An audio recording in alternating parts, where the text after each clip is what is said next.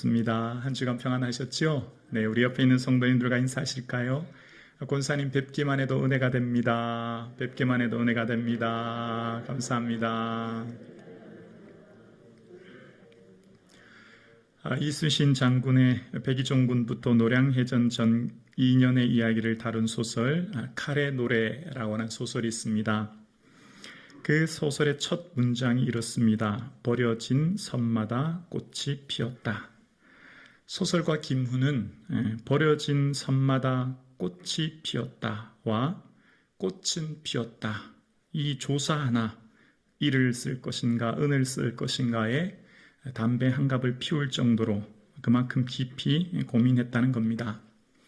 이처럼 소설가는 자신이 쓰는 단어 하나, 심지어 조사 하나도 의미 없는 것이 없이 깊이 고민하며 사용한다는 겁니다. 소설가는 그 소설의 이야기를 풀어낼 때 아무 이야기나 아무 단어나 사용하지 않습니다. 소설 속 자신의 이야기를 잘 이야기하고 표현하기 위해 단어 하나, 심지어는 조사 하나까지 깊이 고민하고 사용한다는 것이죠. 그래서 소설가의 작품에 사용된 단어는 의미 없는 단어가 없습니다. 그래서 그 소설을 통해 우리 독자들은 단어와 문장을 통해 소설의 내용을 파악하고 소설가의 의중을 깨닫게 되어집니다. 하물며 하나님 말씀은 어떻겠습니까? 성령의 감동으로 주어진 하나님의 말씀인 신구약은 그 기록된 단어 하나하나는 대충 기록되는 법은 없습니다. 구약의 23,214구절과 신약의 7,957구절에 사용된 단어는 하나님의 깊은 의도를 담고 있는 것이죠. 그래서 신구약 성경에 기록된 그 어느 하나의 말씀도 의미 없는 것이 없지요. 그런 면에서 오늘 본문을 묵상하면 사도행전에서 일반적으로 어떤 사람을 소개할 때 등장하는 말은 아무개 사람이라고 소개하고 그 뒤에 그 사람의 직업이나 상황을 소개합니다. 아나니아를 소개할 때도 아나니아라는 사람이 있으니 그의 아내 삽비라와 더불어 소유를 팔아 라고 소개하고, 또 애니아라는 사람을 소개할 때도 거기 애니아라는 사람을 만남에 그는 중풍병으로 침상에 누운 지 8회라 라고 소개합니다. 또 우리가 잘 아는 고넬료를 소개할 때도 가이사랴에 고넬료라 하는 사람이 있으니 이달리아 부대라 하는 군대의 백부장이다 라고 소개합니다. 처음 어떤 사람을 소개할 때 아무개 사람이라고 소개하고 그 뒤에 그 사람의 직업을 소개하거나 그 사람의 현재 상황을 소개하는 것이 사도행전의 일반적인 표현입니다. 그런데 오늘 본문의 디모데를 소개할 때는 그와 조금 다른 것을 알 수 있습니다. 만약 일반적인 표현으로 디모데를 소개한다면 디모데라 하는 사람이 있으니 라고 소개해야 일반적인 표현일 텐데, 오늘 본문 1절에 보면 바울이 더베와 루스드라에도 이름에 거기 디모데라 하는 제자가 있으니 라고 소개하고 있는 것을 보게 되어집니다. 디모데를 어떤 사람이라고 소개하지 않고 오늘 디모데만은 특별하게 하나님께서 제자라고 소개하고 있는 것을 보게 되었습니다. 그렇다면 그럴 만한 이유가 분명히 있을 것입니다. 2000년 전 지중해를 석권한 대로마 제국의 한 지역, 작은 지역의 루스드라에 살고 있는 극히 작은 지역에 살고 있는 디모데를 보면 그 당시 강대국 로마는 거대한 영토가 아프리카 북부와 아시아 그리고 중남부 유럽을 비롯해 영국까지 이르는 거대한 영토를 소유하고 있는 것을 보게 되었습니다. 지중해를 둘러싼 거대한 영토가 있었기 때문에 당시 로마인들은 지중해를 내해라고 이야기했습니다. 영토 내에 있는 바다라는 거죠. 우리로 말하면 호수쯤으로 여겼다는 겁니다.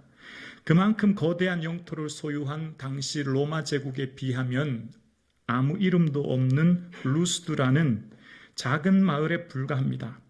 황제나 고위 관료가 살았던 도시도 아닌 변방의 작은 마을 그곳에 한 사람 소개합니다. 디모데를 소개합니다.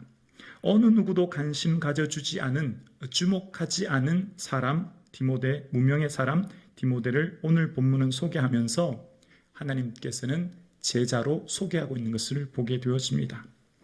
어느 누구도 관심 기울여주지 않고 이름조차 모르는 디모데를 하나님께서는 제자라 말씀하시면서 하나님께서 그의 삶이 어떤지 다 보고 계셨음을 우리를 통해 깨닫게 합니다. 오늘 우리말로 번역으로 빠져있는 헬라어 원문에 등장하는 단어 하나가 있는데요. 바로 이두라는 단어입니다. 그러니까 이두라는 단어는 보라라고 하는 감탄사인데 헬라어를 직역해서 다시 읽어보면 보라, 디모데라는 제자가 있다라고 해석할 수 있는 것이죠. 하나님은 디모데를 소개하실 때 보라, 여기 디모데라고 하는 참된 제자가 있다라고 소개하시면서 아무도 관심 기울여주지 않은 무명의 청소년일 뿐인 디모데를 마치 자랑하듯이 많은 사람들에게 주목시키고 있는 것을 보게 되어집니다. 아무도 주목하지 않고 아무도 관심 기울여지지 않은 그 디모데를 향해 하나님의 관심과 집중이 있음을 깨닫게 되어집니다. 마치 영화 속 주인공을 등장시키는 카메라 앵글처럼 하나님은 오늘 디모데를 주인공으로 등장시키고 있는 것을 보게 되어집니다. 뿐만 아니라 하나님은 디모데를 제자로 부름받게 하실 뿐만 아니라 칭찬받는 자라고 소개합니다. 루스드라와 이고니오에 있는 형제들에게 칭찬받는 자라고 말씀함으로써 디모데의 삶은 자신이 살고 있는 고향 루스드라뿐만 아니라 한 30km 정도 떨어진 이고니온까지 많은 사람들에게 칭찬받는 삶을 살았다라고 이야기합니다. 거대한 로마 제국에 비하면 무명의 도시인 루스드라와 이고니온 그리고 무명의 청소년인 디모데의 삶이 착한 행동을 했다고 하여 사람들에게는 그렇게 주목할 만한 것이 아니죠. 우리나라 지리산의 한 산골 마을에 어떤 청소년이 칭찬받는 행동을 했다고 해서 그 동네와 이웃 사람들에게 칭찬받는다고 해서 뭐 그리 대단한 일이겠습니까? 대한민국에 사는 거의 대부분의 사람은 아무도 그 청소년을 모를 것입니다. 그런데 오늘 본문의 디모데는 로마의 총독이나 백부장이나 천부장이 되었다. 그의 고향이 루스드라다라고 하면 그나마 당시 사람들에게 권력과 지위를 가진 인물이기 때문에 사람들이 조금은 관심을 기울일 거예요. 그런데 오늘 본문에 등장하는 디모데는 청소년에 불과한 무명의 소년일 뿐인데 하나님은 그를 제자로 또한 칭찬받는 자로 호칭하는 것을 보게 되어집니다. 대로마 제국의 황제도 총독도 그 어느 누구도 제자라는 호칭을 받은 황제는 없습니다. 디모데는 주님의 부르심을 받고 구속사에 쓰임받는 인물이 되어지죠. 그리고 그런 디모데를 통하여서 하나님은 일하십니다. 2차 전도여행을 출발할 당시 3절에 보면 바울이 그를 데리고 떠날세라고 이야기하므로 이제 하나님은 그를 택하여 하나님의 위대한 역사를 이루어 가심을 보게 되어집니다. 바울이 의지로 디모데를 택하여 가기보다는 하나님이 바울을 통하여 디모데를 택한 것이죠. 2년 후, 그러니까 2차 전도여행을 한 지 15년 후, 지금부터 15년이 지난 후에 쓴 편지가 디모데 전서인데요. 거기 디모데를 향하여서 내 연수함을 업신여기지 못하게 하며 라고 할 때 그 연수함은 젊은이라는 표현입니다. 15년 뒤에 젊은이였다면 오늘 선교여행을 출발할 당시 디모데는 10대 후반의 청소년이었던 것을 짐작하게 되죠. 그러니까 하나님께서 어떤 사람을 쓰시는지 하나님이 무엇을 소중히 주목하시는지를 깨달을 수 있는 본문이 오늘 본문입니다. 그때 당시 사람들, 우리로 말하면 고등학생쯤 되는 디모데보다 더 능력 있고 더 노련한 경험 있는 사람들도 많이 있었을 것입니다. 그런데 하나님께서는 디모데의 어떤 면을 통하여 그를 부르셨을까요? 이후에 기록된 디모데 후서에 보면 그에게는 거짓 없는 믿음이 있었다라고 말씀하고 계세요. 그러니까 하나님께서 소중히 보시는 것, 하나님께서 쓰임받는 기준은 능력이나 경험보다 믿음인 것을 알 수 있는 거죠. 디모데 속에 있는 거짓 없는 믿음이 그를 통해 제자로 부름받게 했고 그의 믿음이 칭찬받는 삶을 살게 한 것을 알 수 있는 거죠. 하나님께 택함받은 디모데는 거짓 없는 믿음이 저절로 생겨난 믿음일까요? 결코 그렇지 않음을 본문을 통해 알 수 있습니다. 오늘 본문 디모데를 소개할 때 그의 어머니는 믿는 유대 여자요 아버지는 헬라인이다 라고 소개하고 있는 것을 보게 되어요. 일반적인 소개가 아니죠. 그 부모를 소개하는 흔치 않은 소개인데 오늘 그 집안 배경을 소개할 때 디모데의 조건이 남들보다 뛰어난 조건, 돋보이는 조건, 탁월한 조건일까요?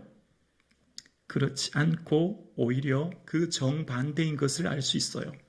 왜냐하면 그의 아버지가 헬라인이라고 소개하고 있는데요.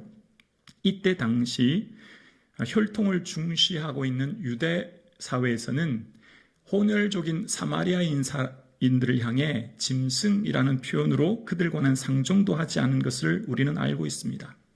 이때 당시 자료를 보면 이방인과 결혼한 유대인들을 용납하지 않았고 이방인과 결혼한 그 사람을 불법으로 간주해서 그 사회에서는 죽은 자로 여기고 심지어는 장례식까지 치렀다라고 하는 자료가 있습니다. 그러니까 이방인과 결혼한 헬라인 아버지를 둔 디모데는 혼혈아인 것을 알 수 있고요. 또한 그 디모데는 그 당시 사회적인 편견 속에 자랐던 것을 짐작할 수 있습니다. 이방인 아버지는 디모데에게 할례를 행하지 않았다는 것을 보아 어머니 유니게와 아버지 사이에 문화적, 종교적 갈등 또한 있었음을 알게 되어집니다. 어머니 유니게는 피치 못할 사정으로 이방인 남편과 결혼을 해야만 했던 것을 알 수 있습니다. 모든 사람들은 평범한 가정에서 행복하게 살기를 원할 것인데 오늘 유니게는 어떤 이유에서인지는 정확하게 알 수 없으나 남들에게는 말할 수 없는 피치 못할 사정이 있었고 저는 그것이 그 가정의 좀 약한 부분이요 아픔이요 눈물일 것이라 생각해 봅니다. 그럼에도 불구하고 하나님께서는 그 혼혈아인 디모데를 하나님의 칭찬받는 제자로 부르셨고 그 속에 있는 거짓 없는 믿음을 통하여 일하셨음을 보게 되었습니다. 그런데 디모데 속에 있는 거짓 없는 믿음은 저절로 생겨난 믿음이 아니라 그의 어머니와 할머니에게 연고된 믿음의 뿌리, 유산을 만날 수 있습니다. 이 믿음은 먼저 내 외조모 로이스와 내 어머니 유니게 속에도 있더니 라고 하는 디모데후서 1장 5절의 말씀을 통해서 디모데 속에 있는 거짓 없는 믿음은 그의 어머니와 외할머니로부터 연유된 것임을 알 수 있는 거죠. 2000년 전 선민의식에 젖어 있던 유대 사회의 이방인들은 짐승이나 지옥의 땔감 정도로 여겼던 이 시대에 어머니 유니게는 그 이방인 남편과 결혼하여 사는 것 자체가 아픔이요 눈물이었을 것이고 피치 못할 그 가장만의 사정으로 인하여 혼혈아인 디모데를 키우는 것은 무척 어려운 일이었을 것입니다. 그럼에도 불구하고 하나님께서는 디모데에게 거짓 없는 믿음을 주심으로 하나님의 위대한 역사에 쓰임받는 제자로 부르셨던 것을 보게 되어집니다. 어머니 유니게는 아들을 향한 소원이 무엇이었을까요? 아들이 밝고 건강하게 자라는 것 아니겠습니까? 이 시대의 편견 속에 차별 속에 혹 아들이 혼혈나로 자라는 이 아들이 원망으로 세상을 세상 살 때 삐뚤어지진 않을까 염려하진 않았겠습니까? 그런데 유니게의 교육의 가치를 알 수 있는 한 대목이 있습니다. 어려서부터 성경을 알았나니 라고 하는 디모데후서 3장 15절 내용으로 보아 유대인 어머니인 유니게는 유대교의 중심인 토라의 말씀, 구약의 말씀을 충실히 잘 가르쳤던 것을 알 수 있는 거죠. 그리고 어머니 유니게와 외할머니 로이스는 바울의 1차 전도행 당시 루스드라에 도착한 바울을 통해 유대계에서 개종하여 그리스도인이 된 것입니다. 차별과 편견 속에 자라야 할 외손자 디모데를 바라보는 외할머니 로이스의 마음은 어떻겠습니까? 사랑하는 딸, 평범한 가정에서 평범하기를 바랬던 그가 피치 못할 사정으로 이방인 사위와 결혼을 하여 혼혈아인 디모데를 낳아야 했고 사회적 편견과 문화적 차이로 인하여 어려움을 당한 딸의 눈물을 그 외할머니 로이스는 지켜보아야만 했을 것입니다. 손자 디모데가 동네 친구들과 함께 놀 때 아이들로부터 놀림받으며 차별 속에 자라는 그 디모데를 품고 눈물로 기도할 수밖에 없었을 것입니다. 그럼에도 불구하고 딸 유니게는 이방인 사이와 문화적 종교적 차이를 잘 극복하고 지혜롭게 그 갈등을 해결하여 가정을 잘 일궈 나간 대견함을 그는 지켜보고 있었던 거지요. 외할머니 로이스는 노심초사 그 딸을 향해, 그 외손자를 향해 늘 항상 기도했던 것을 짐작할 수 있습니다. 뿐만 아니라 디모데의 건강 역시 허약했을 것이라 생각하는데요. 그것은 바로 디모데전서 5장에 보면 물만 마시지 말고 내 위장과 자주 나는 병을 위하여 포도주를 조금 쓰라라고 하는 표현이 나오는데요. 거기에 나오는 자주 나는 병을 공동 번역은 자주 앓는 그대의 병이라는 거예요. 디모데가 자주 앓은 병이 있었다는데 그것이 무엇인지는 정확하게 알 수 없으나 그의 건강이 무척 허약했다는 것을 알 수 있고, 그렇다면 그의 연약한 육체, 허약한 몸을 가진 호녀라인 디모데를 향해 기도했을 외할머니를 생각해 보게 되어집니다.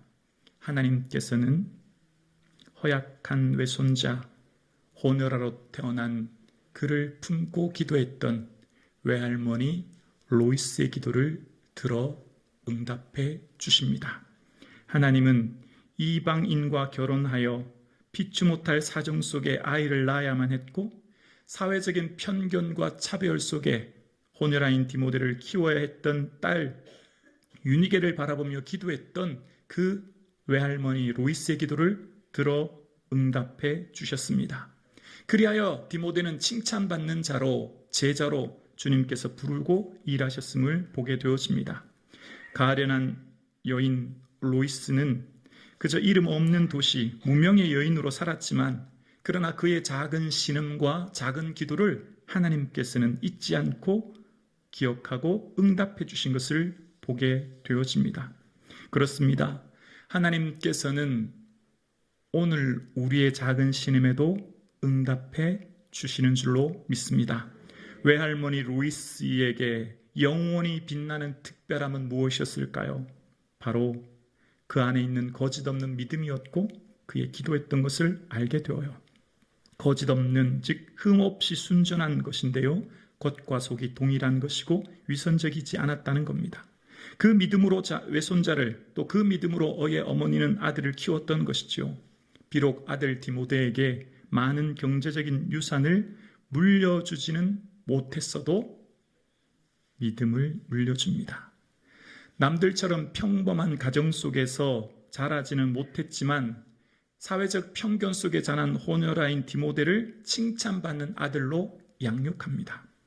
아직은 어린 청소년인 불과한 디모데에게 하나님은 제자로 인정하시고 부르셔서 하나님의 선교 사역에 쓰임받게 하신 것을 보게 되어집니다. 늙은 외할머니 로이스가 어떤 기도를 드렸는지는 정확하게 알 수는 없으나 아마도 디모데가 하나님 나라를 위해, 예수 그리스도를 위해 쓰임받는 인물이 되기를 기도했을 것이라 생각해 보게 되어집니다.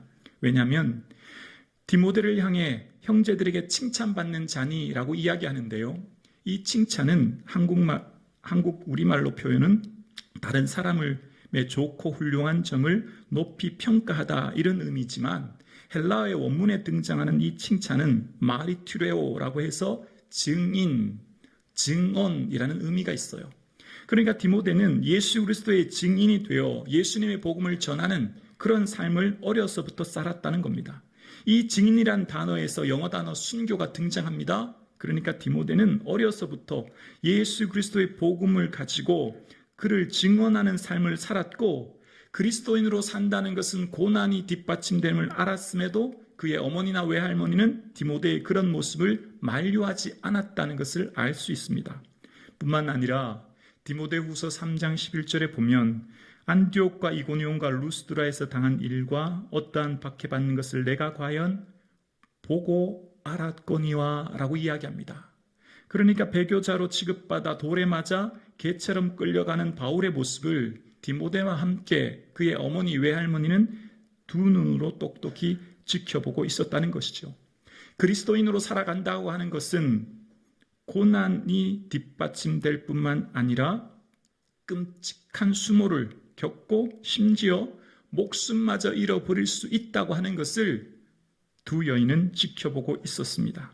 그런데 그 디모데가 바울의 택함을 받아 2차 선교 여행을 떠날 때 어머니와 할머니는 디모데의 앞길을 막지 않습니다.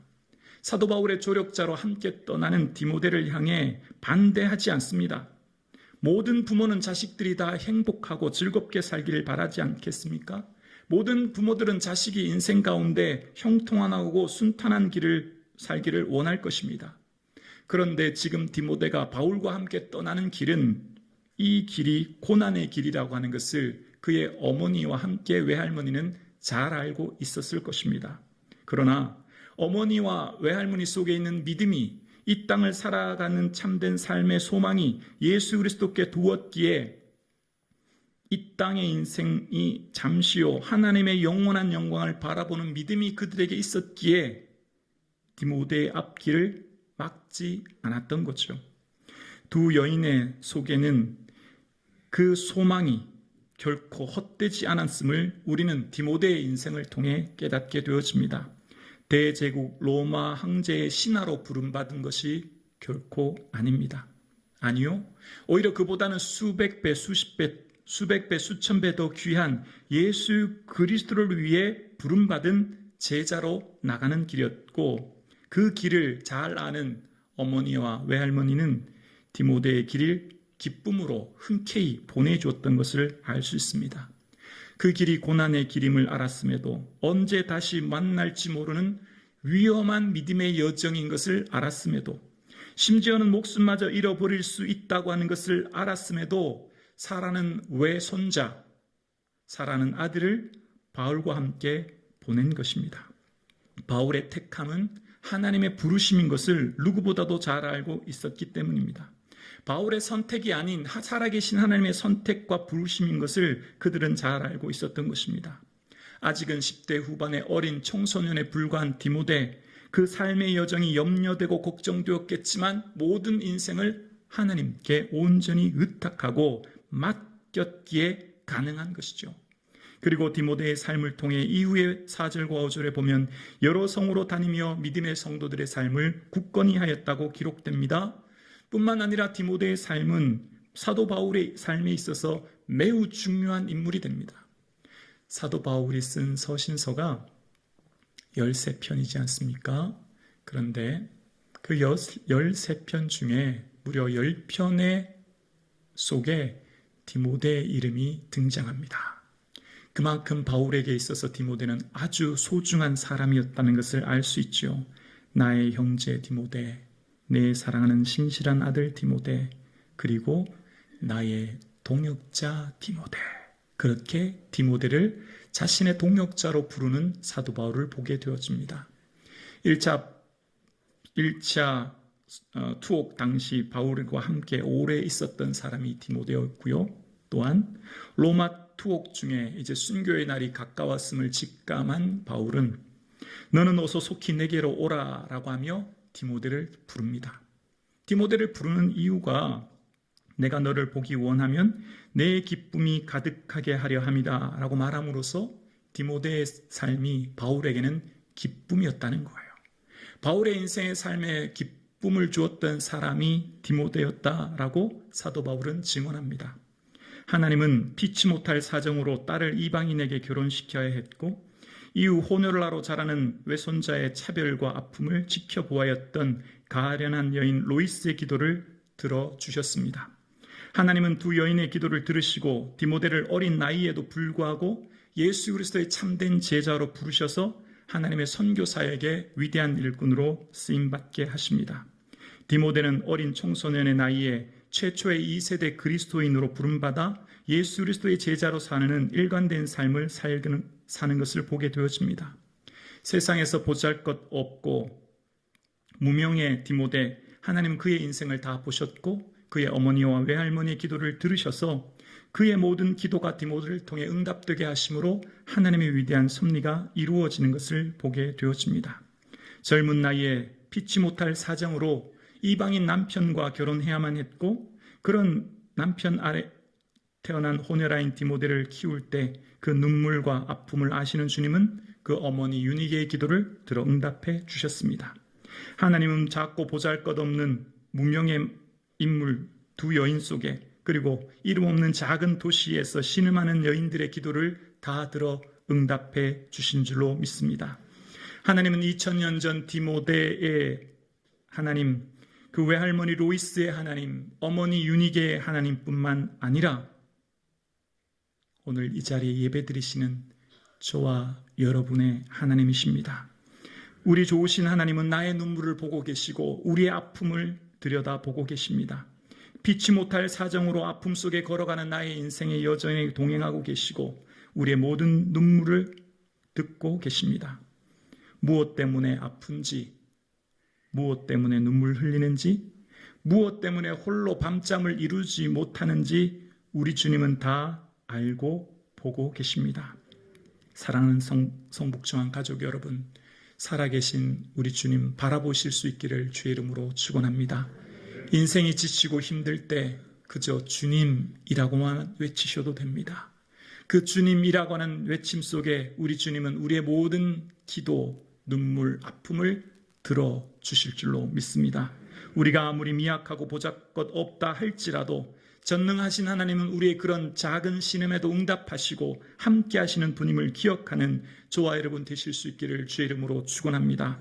그 좋으신 하나님 매 순간 바라보시고 주님과 겸손히 동행하시는 그런 저와 여러분 되어질 수 있기를 주의 이름으로 축원합니다.